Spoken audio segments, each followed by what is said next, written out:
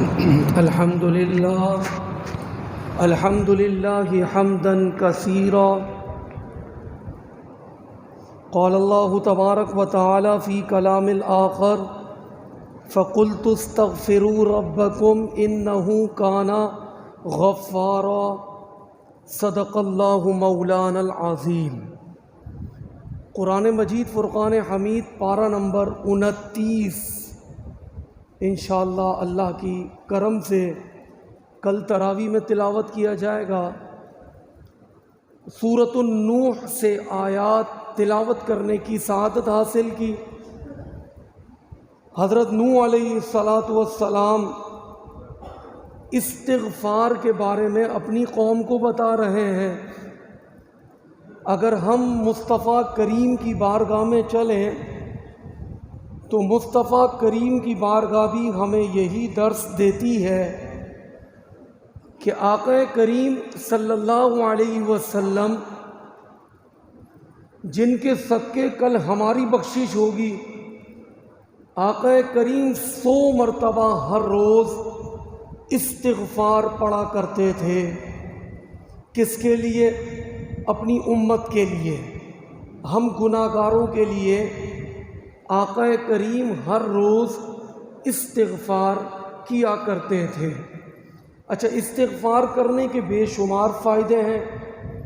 ہم چلتے ہیں حضرت عمر بن خطاب رضی اللہ تعالیٰ عنہ کی بارگاہ میں. ان کے پاس ایک شخص آیا، کہنے لگا حضرت قحط سالی ہو گئی ہے، بارش نہیں برس رہی، کیا کریں؟ حضرت عمر بن خطاب نے فرمایا استغفار پڑھنا شروع کر دو. توجہ دیجئے گا. تھوڑی دیر میں دوسرا بندہ آیا، کہنے لگا حضرت رزق میں بڑی تنگی ہو گئی ہے، کیا کروں؟ آپ نے فرمایا استغفار پڑھا کرو.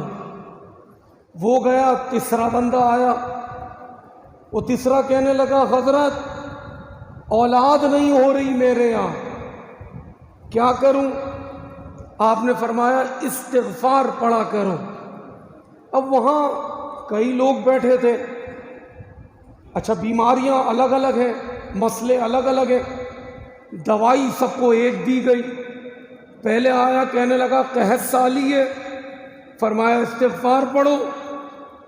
دوسرا آیا، کہنے لگا رزق میں تنگی ہے، کہا استغفار پڑھو. تیسرا آیا، کہنے لگا اولاد نہیں ہے، کہا استغفار پڑھو. تو حضرت عمر بن خطاب سے ایک شخص نے سوال کیا، حضرت تینوں کے مسئلے جدا جدا تھے، آپ نے تینوں کو ایک ہی وظیفہ دیا پڑھنے کا، استغفار.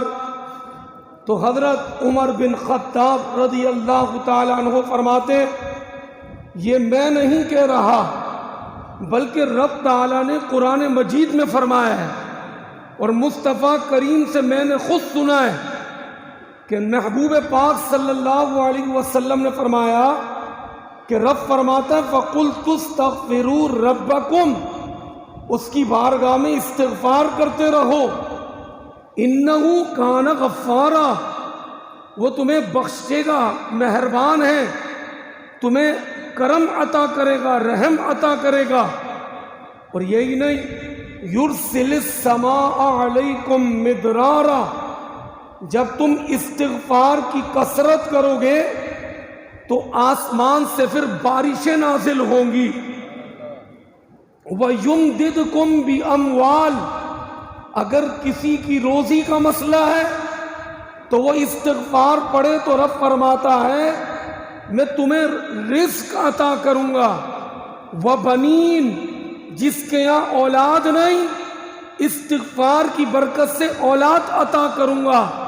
اور صرف یہی نہیں، وَيَجْعَلْ لَكُمْ جَنَّاتٍ، کہ پھر تمہیں میں استغفار کی برکت سے جنت میں محل بھی عطا کروں گا. وَيَجْعَلْ لَكُمْ أَنْهَارًا، استغفار کی برکت سے تمہیں جنت کی نہریں بھی عطا کروں گا. تو آپ توجہ دیجئے کہ استغفار ایک تسبیح ہے، لیکن اس کے فائدے کتنے ہیں؟ اللہ تعالیٰ گناہوں کو معاف کرے گا. اللہ پاک اگر بارش نہیں ہو رہی تو بارش برسائے گا. اگر روزی میں تنگی ہے تو روزی میں برکت ہوگی.